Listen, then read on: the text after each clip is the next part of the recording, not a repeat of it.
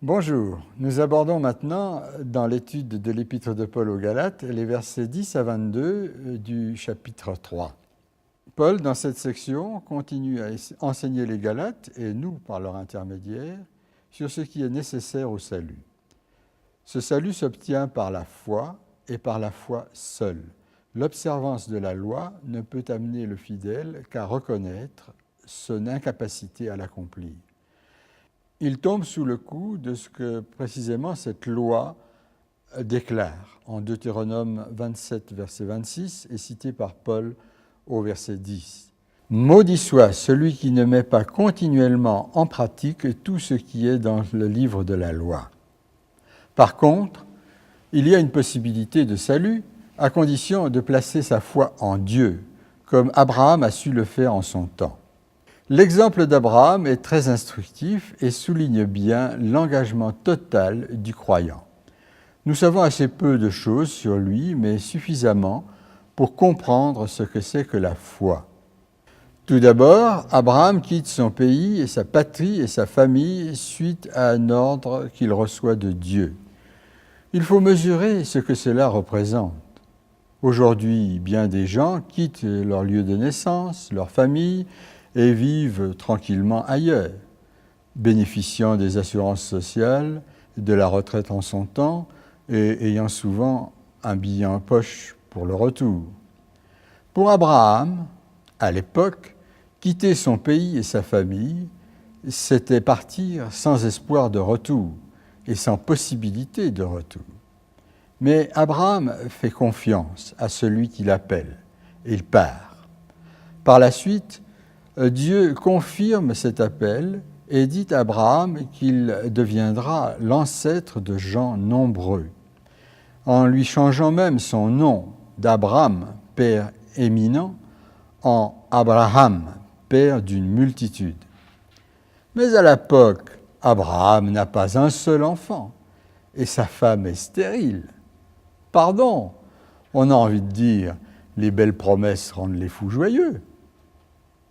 Néanmoins, Abraham continue à faire confiance à Dieu.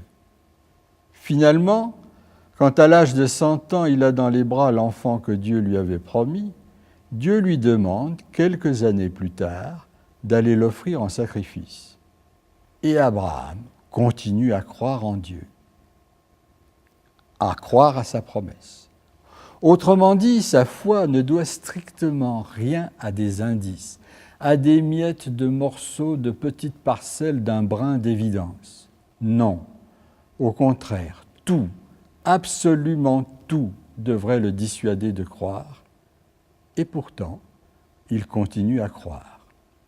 C'est cet exemple de foi que le croyant que je suis doit imiter. La foi seule, sans aucun support. Ce que Dieu dit, il l'a dit. C'est ça. Point barre. Paul ne se contente pas de l'exemple positif d'Abraham, il a cru ce que Dieu lui a promis, et Dieu, à cause de cela, l'a considéré comme juste. Il enfonce le clou en soulignant que par contre, l'observance de la loi ne peut jamais apporter le salut. S'engager sur cette voie, ce n'est pas simplement partir sur une voie de garage, mais c'est bien pire que cela. C'est se fourvoyer complètement. C'est donc rater à coup sûr le but. La loi, en effet, condamne sans appel celui qui l'enfreint, ne serait-ce que sur un seul point. La bonne nouvelle de l'Évangile que Paul prêche, c'est que Jésus a subi à ma place la condamnation de la loi, pour que je puisse, en plaçant en lui ma foi, bénéficier de la promesse jadis faite à Abraham. À partir du verset 15, Paul continue son argumentation. On a peut-être un peu de mal à le suivre aujourd'hui. Essayons de comprendre. La promesse est faite par Dieu à Abraham et à sa descendance au singulier. Or, on sait par ailleurs qu'Abraham a eu plusieurs descendances.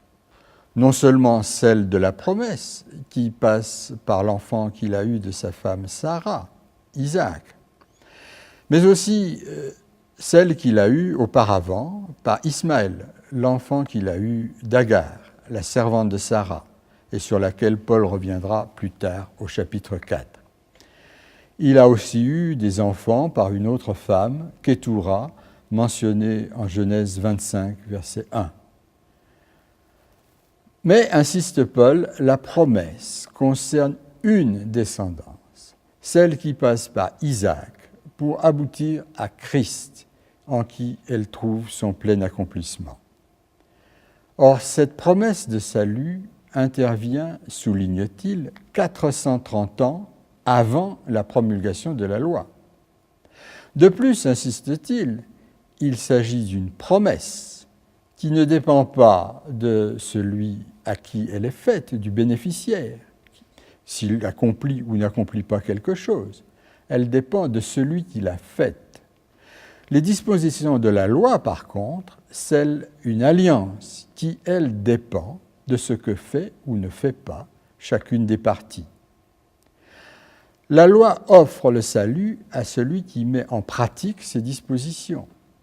Elle ne peut en aucune manière annuler la promesse unilatérale qui a été faite auparavant par Dieu. Tout naturellement vient donc à l'esprit de celui qui suit le raisonnement de Paul la question suivante. Puisque Dieu avait fait la promesse du salut, pourquoi donc ensuite a-t-il promulgué la loi ? Selon Paul, la loi est intervenue pour montrer à l'humanité son besoin de salut. La logique implicite est la suivante. Tant que je ne me sais pas perdu, je ne cherche pas de salut. C'est seulement lorsque je constate mon égarement que je cherche à en sortir. La loi, avec toutes ses exigences, va permettre à celui qui cherche sincèrement à l'accomplir de se rendre compte que non seulement il est totalement incapable de le faire, mais pire encore, que quotidiennement, il est condamné par cette même loi. Par ailleurs, la loi a été donnée au peuple au travers d'un intermédiaire, Moïse, et elle unit deux parties, Dieu et son peuple. Les promesses qu'elle contient dépendent non seulement de ce que Dieu promettait dans cette loi, mais aussi de ce que les destinataires en faisaient, autrement dit, de la façon dont les fidèles la mettaient ou non en pratique. La promesse, elle, ne dépend que de Dieu, qui l'a fait de façon souveraine, à l'instar d'une disposition testamentaire unilatérale.